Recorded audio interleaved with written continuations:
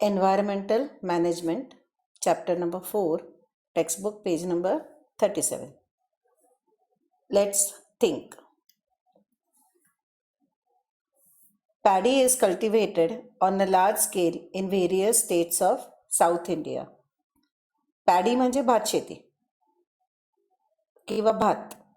भाताची लागवड दक्षिण भारतातल्या बऱ्याच राज्यांमध्ये होते. तुम्ही केरळ, तामिळनाडू, इथे राईस ईटर्स म्हणतात त्यांना. ते भरपूर प्रमाणात त्यांचं स्टेपल फूड भात आहे. आपल्या सुद्धा कोकणात वगैरे तुम्ही की आपल्याही भोवती तुम्हाला बरीच भात शेती दिसते. पावसाळ्याच्या दिवसात गेलात तुम्ही तर हे दृश्य खूप कॉमन आहे. हिरवीगार शेतं दोन्ही बाजूला, खूप छान दिसतं. आणि तिथे म्हणजे भात शेती केव्हा, अर्थातच त्याच्यात पावसाळा हा मेन सीझन आहे. पण दक्षिण भारतात ही अशी भात शेती, नारळाची झाडं हे खूप कॉमन दृश्य आहे. हां, तर आता ही पॅडी इज कल्टिवेटेड म्हणजे मोठ्या प्रमाणात त्याची भात घेतला जातो दक्षिण भारतात. Paddy fields are frequently attacked by grasshoppers. आता ही जी भात शेती आहे, इतकं हिरवगार लुस्सं म्हणजे गवत नाही आहे, ते भात आहे, पण तरी देखील ते आकर्षण आहेच आहे. कोणाचं तर नाकतोडे, ग्रासहॉपर्स. ते ह्या पानांवरती जगतात. आपण फूड चेनमध्ये पण पाहिलं, ग्रासहॉपर हा फर्स्ट लेवलचा कन्झ्युमर. तर तसंच हे ग्रासहॉपर्सनी त्याचा हल्ला करतात ह्या भातशेतीवर, किंवा भातशेतीतली मोठी समस्या आहे नाकतोडे म्हणजे. Similarly, frogs are also present in large number in the mud of paddy fields to feed upon grasshoppers, and snakes are also present therein to feed upon their favorite food, that is the frogs. आता हे जसे नाकतोडे दिसतात तिथे, तसे तिथे तुम्हाला मोठ्या प्रमाणात त्या चिखलामध्ये बेडूकसुद्धा दिसतील. आता भातशेती म्हटलं की भातशेतीतला सुरुवातीचा सगळा भाग भरपूर पावसात असतो. म्हणजे बरेच वेळा तर ती शेतं पाण्याखाली बुडलेली पण असतात.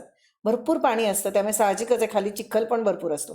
त्या चिखलामध्ये तुम्हाला भरपूर बेडूक दिसतात तिथे. अर्थातच हे बेडकांचं खाद्य आहे ते. कोण? तर ग्रासहॉपर्स, नाकतोडे. They are the prey of the frogs, grasshoppers. So you can find many frogs, which live in those fields for the grasshoppers, which is their food. At the same time, snakes are also present. आता बेडूक आला की लगेच त्याला खाणारे साप हे सुद्धा भात शेतीमध्ये बरेच सापडतात. त्यांचं फेवरेट अन्न आहे बेडूक. कुठे टोचाटोची नाही, हाडं जास्त, शिंग बिंग काही नाहीत, व्हेरी नाईस टू ईट. तर त्यांचं ते आवडतं खाद्य आहे. तर ते तिथे सापसुद्धा सापडतात. आता हे साधारण भात शेतीतली ही एक फूड चेन झाली की भात आहे, त्याचे पाती जी आहेत त्याच्यावरती खाणारे नाकतोडे, त्यांना खाणारे बेडूक, त्यांना खाणारा साप. ते एक प्रकारची फूड चेन बिल्डअप झालेली असते एखाद्या पॅडी फील्डमध्ये.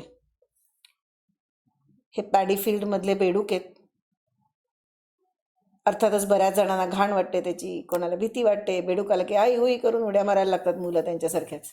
तर एनिवे, तर जर हे बेडूक कमी झाले तर आपल्याला काय वाटतं हे महत्त्वाचं नाही आहे, पण पर्यावरणाच्या दृष्टीने प्रत्येक प्राणी महत्त्वाचा असतो. तर हा बेडूक जो भातशेतीमध्ये दिसतो आपल्याला, तो अचानक कमी झाला तर काय होईल? आपण आत्ता पाहिलं की ग्रासहॉपर्स जे आहेत त्यांना खाणारे बेडूक आहेत. ग्रासहॉपर्स राईस फील्ड्सवरती फीड करतात. तर काय होईल आपण अंदाज करू शकतो. तर त्याच्या अनुषंगाने आपल्याला 3 प्रश्नांची उत्तरं द्यायची. We have been asked 3 questions based on this fact or rather an assumption that frog population declines. तर बेडकाची लोकसंख्या कमी झाली तर काय होईल याचे 3 प्रश्न विचारलेत. What will be the effect on paddy crop? हे भात शेती जी आहे किंवा भात जो आहे त्याचं उत्पन्न, त्याच्यावरती काय परिणाम होईल त्याचा कशाचा? बेडूक कमी झाल्याचा. दुसरा प्रश्न असा विचारला आहे, number of which consumers will decline and which will increase. कुठले भक्षक कमी होतील, डिक्लाइन म्हणजे कमी होणे, अँड विच विल इन्क्रीज आणि कुठले भक्षक वाढतील. What will be the overall effect on that ecosystem. ते एकूणच त्या परिसंस्थेवर या सगळ्याचा काय परिणाम होईल. असे 3 प्रश्न आहेत. आपण आता एक एक करून बघूया. What will be the effect on paddy crop. हे जर बेडूक कमी झाले तर पॅडी क्रॉपवर काय परिणाम होईल? आता हे पॅडी क्रॉप मधले बेडूक नाही आहेत, अशी गंमत म्हणून घातले, ट्री फ्रॉग्स आहेत ते. If the population of frog declines, त्याचं उत्तर असं आहे की आपण आता ती फूड चेन आहे. आता नाकतोडे किंवा grasshoppers they are harmful to the paddy field किंवा पॅडी क्रॉप, भाताचं पीक जे आहे त्याच्यासाठी हे बेडूक नुकसान करणारे प्राणी आहेत. बेडूक नाही, सॉरी, नाकतोडे हे नुकसान करणारे प्राणी आहेत. तर if the population of frog declines, जर बेडकांची लोकसंख्या कमी झाली तर साहजिकच नाकतोडे वाढतील शेतातले. The grasshoppers will then destroy the paddy crops. हे नाकतोडे जे आहेत ते नंतर भातशेतीचं नुकसान करणार आहेत. म्हणजे होणारं उत्पन्न शेतकऱ्याचं कमी होणार आहे जर नाकतोडे वाढले तर, बरोबर. The number of snakes will decline. आता हे बेडूक जे आहेत त्यांना खाणारे साप, तेच त्यांची सुद्धा संख्या कमी होणार आहे, कारण त्यांना खाद्य मिळत नाही. खाद्य न मिळाले काहीतरी कमी होऊ शकतं अजून. मग एकदा हे सगळं विस्कळीत झालं, so the number of rodents will also increase. मग आता साप झाले, कमी झालेत, बेडूक कमी झालेत, त्याच्यामुळे इतरही अनुषंगाने गोष्टी कमी होतात. मग त्या शेतामध्ये रॉडेंट्स म्हणजे उंदरांचं पण थोडाफार हल्ला वाढेल. Will also increase, who will also attack the crop. ते सुद्धा या पिकावरती हल्ला करणार आहेत. The yield of the paddy crop will दस बी बॅडली अफेक्टेड. मग हे भात शेतीचं जे उत्पन्न आहे त्याच्यावर अत्यंत वाईट परिणाम होणार आहे. उत्पन्न खूप घटणार आहे किंवा निकृष्ट दर्जाचा भात येऊ शकतो. म्हणजे नुसतंच क्वांटिटी नाही तर क्वालिटी सुद्धा. The quantity and quality of the yield of the paddy will be reduced both. Because of the grasshoppers, the rice is not going to grow properly and the quality will decrease. At the same time, the number of rice crop will also decrease and the amount of rice harvested will also decrease. So quantity as well as quality of the paddy crop will decrease. The yield of the paddy will be badly affected. So what will happen? If the population of frog declines, the number of grasshoppers will increase. नाकतोडे वाढतील. The grasshoppers will then destroy the paddy crop. ते काय करणार आहेत? भातशेतीचं नुकसान करणार आहेत. The number of snakes will decline. बेडूक नसल्यामुळे, त्यांचं खाद्य कमी झाल्यामुळे साप कमी होतील. So the number of rodents will also increase. हे जे rodents म्हणजे सगळे उंदीर, घुशी वगैरे, ते पण वाढतील आणि ते सुद्धा हल्ला करणार आहेत पिकावर. म्हणजे सगळीकडून काय होणार आहे? पिकांवर हल्ला होणार आहे. The yield of paddy will दस बी बॅडली अफेक्टेड. त्यामुळे अर्थातच उत्पन्न कमी होणार आहे. आता हे बेडूक आहे म्हणजे कुठल्याही फूड चेनमध्ये किंवा कुठल्याही इकोसिस्टीममध्ये कुठलाही प्राणी किती महत्त्वाचा असतो हे आपल्याला कळतं. किती चेन अबाधित राहणं फार महत्त्वाचं आहे. तर हे बेडूक कमी झाले तर आता काय होईल तर आपण पाहिलं की उत्पन्नच कमी होणार आहे, बरोबर. दुसरा प्रश्न बघूया आपण आता. Number of which consumers will decline and which will increase. कुठले भक्षक कमी होतील आणि कुठले वाढतील. आता ह्याच्यामध्ये खरं म्हटलं तर भात हा प्रोड्युसर आहे. Paddy crop is the producer. So the grasshoppers are the first consumers, that is the herbivores. So they are also the consumers. So the grasshoppers, the frogs, the snakes, they are all consumers. So we need to decide or think which consumers will decline and which will increase. So if the number of frogs declines, we have already seen that the grasshoppers will increase. The number of tertiary consumers, that is the snakes, will decline. Because the number of frogs has decreased, the snakes will also at least leave that area or may die without food.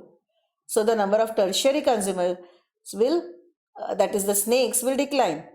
Now these snakes are the tertiary consumers because first is grasshopper, second is the, after the grasshoppers come the frogs and then the snakes, which is tertiary. They will decline. The number of primary consumers, that is the grasshoppers, will increase. And the number of primary consumers, that is the grasshoppers, because there are no frogs to feed on them, the number of grasshoppers will go on increasing. What will be the overall effect on the ecosystem? If the frog population declines all of a sudden, अचानक कमी झाले. Of course या बेडकांवरती पण परिणाम करणारे बरेच घटक, म्हणजे काय म्हणतो आपण, कीटकनाशकं जास्त वापरली गेली किंवा बेडूक पकडले जातात खाद्य म्हणून सुद्धा. तर अशा अनेक कारणांनी हे बेडूक कमी होऊ शकतात. आता आपण त्या बेडकांना बऱ्याच ठिकाणी फरशा घातलेले, रस्ते बांधले, सिमेंट कॉन्क्रीट झालंय, तर तुम्हाला माहिती आहे बेडूक हिवाळ्यात हायबरनेशनमध्ये जातात. They go into winter hibernation. So they go deep into the soil and sleep there for some till the next rains. But since because of the human activities, this action is hindered and the number of frogs goes on decreasing. Pesticides झाले, नंतर लोक खातात बेडूक, आपण नाही खात, Japanese Chinese. Frog legs is in great demand. So the number of tertiary consumers, that is the snakes, will decrease due to lack of food. Tertiary consumers मात्र कमी होतील.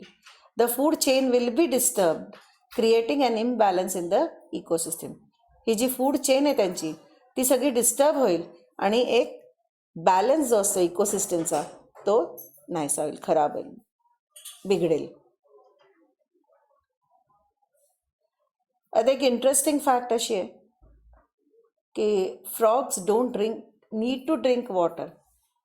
ते आता as they absorb it through the skin. आता हे बेडूक जे आहेत त्यांना तहान लागली, पाणी प्यायला गेले, असं करावं लागत नाही, कारण ते पाणी कुठून शोषून घेतात, तर त्यांच्या त्वचेमार्फत.